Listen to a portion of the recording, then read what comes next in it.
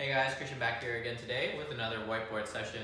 Today we're going to be talking about dynamic stretches versus activation and what exactly those two are, how to use them, different exercises, and putting it all together at the end, right?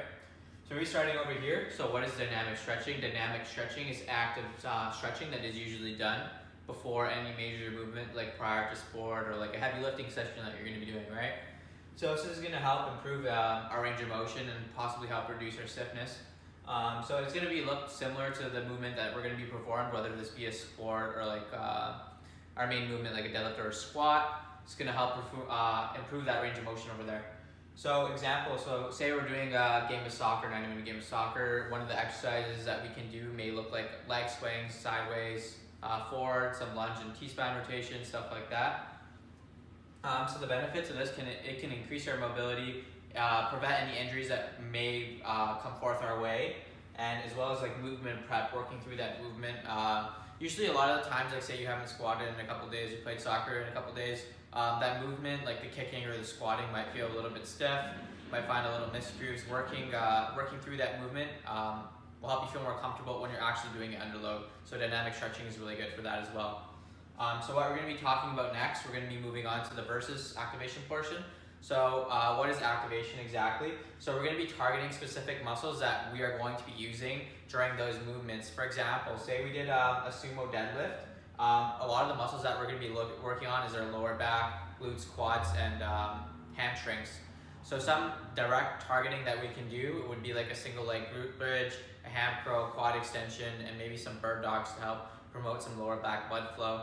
So this a lot of the time is really good for injury prevention as well, because we're going to help actually ensure that those muscles are getting activated and engaging during those exercises, so that when we're lifting heavier load or moving in dynamic movements like sideways, running, sprinting, stuff like that, that those muscles are ready to tolerate that load and we're not going to experience any tears, whether that be to our muscles or our ligaments and stuff like that, right? So the benefits includes it helps promote more activation during the exercise, as well as injury prevention. Personally, I like activation a lot more, is because, well, they're both very good in their own respects, but activation, when you're doing an exercise, you really feel the muscle engaging a lot more, which may help you feel more comfortable. Maybe you experienced an injury a long time ago in the back of your head. It'll help you feel like you're more involved and engaged and ready to perform that exercise. At least that's the way I feel for myself. So some activation exercises, just like the ones I just listed off before too, would be glute bridges, bird dogs, ham curls, and quad extensions. And as well as some stretches we have over here would be some like hip rock backs, straight leg raises, lunge rotation, and knee pulls. So like hip rock backs per se would help elongate the lower back, moving it through active range of motion. Would do straight leg raise over here, walking and stretching out the hamstrings actively, so you get a nice good stretch, keeping the legs straight, opposite hand, opposite leg touch down. Lunge and rotation. Say like you're playing like a game of soccer, a lot of the time they'll do a lot of twisting when they're kicking. So this will help ensure that your back's nice and warmed up and ready to perform the twist. And here we have the knee pull, which is really good for the glutes. Say you're doing a lot of sprinting, the knee comes up, steps down. It's going to help ensure that that glute is nice and stretched out prior to do any twisting, jumping, or stuff like that. So now we're going to be focusing on combining it all together, looking into the more specifics and getting into the nitty-gritty details.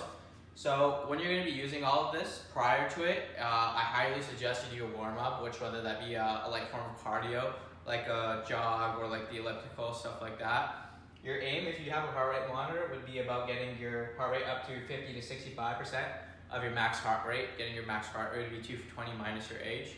We're going to be aiming to stay during that whole 5 to 10 minutes at that target heart rate. We're going to be going into our dynamic stretching, running through a couple exercises, a couple sets each of them. Remind you, this is all warm up prior to our heavy movement, so this shouldn't be taxing in any sort of way. A good optional one some people like to do even before getting into the foam rolling, into the dynamic stretching, would be foam rolling. It's completely optional if you have more time to do so. Some people like to do it a lot more. Activation. Activation is going to be right after the dynamic stretching. You know exactly what sport you're going to be performing and what muscles it requires a lot. So like say soccer, a lot of the lower body. You're going to be focusing on warming up and targeting those quads, hamstrings, glutes, some twisting motions, right? So you're going to be focusing on activating those muscles specifically to your sport or your movement, like squat, bench, deadlift. That's going to be your main focus. You're going to do your sport activity, Then you go into a cool down, about 40 to 50% of that max heart rate, as we discussed before, 220 minus the H. And then we're going to be doing static stretching. So just before you guys are going to see a video pop up nice and soon.